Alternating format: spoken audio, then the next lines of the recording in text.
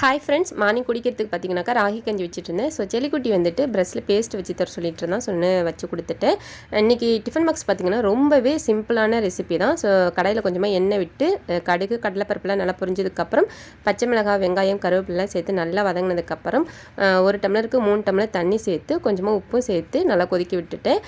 அந்த சைட்லேயே பார்த்தீங்கன்னாக்கா ஸ்நாக்ஸுக்கு வந்துட்டு வெஜிடபிள்ஸ் தான் கொடுத்து விடணும். ஸோ அதுக்கு வந்துட்டு கேரட் கட் பண்ணிகிட்டு இருந்தேன்.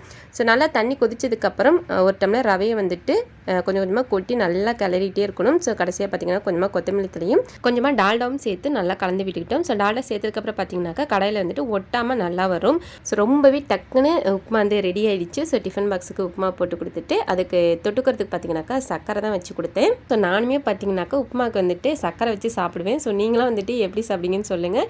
ஸ்நாக்ஸுக்கு கட் பண்ணி வச்சுக்கக்கூடிய கேரட்டும் ஜீரா வாட்டரும் கொடுத்து விட்டுருந்தேன். ஸோ செல்லிக்குட்டி வந்துட்டு சாப்பிட்டுட்டு கிளம்பிட்டாரு. ஓகே ஃப்ரெண்ட்ஸ், நெக்ஸ்ட் வீடியோவில் பார்க்கலாம். பாய்.